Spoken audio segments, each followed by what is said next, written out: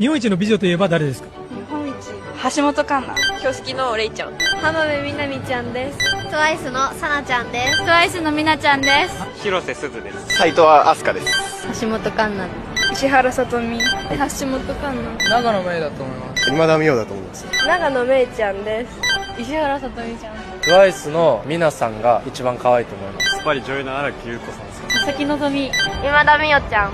浜辺美波ちゃん。橋本環奈。りあちゃん。さな。今田美桜ちゃん。有村架純。浜辺美波さんです。僕のお母さんです。このリリのライリーです。橋本環奈。セクシー女優の本郷愛さんです。セクシー女優のあずさひかりさんです。川北彩花ちゃんです。みなもです。やっぱ私ですね。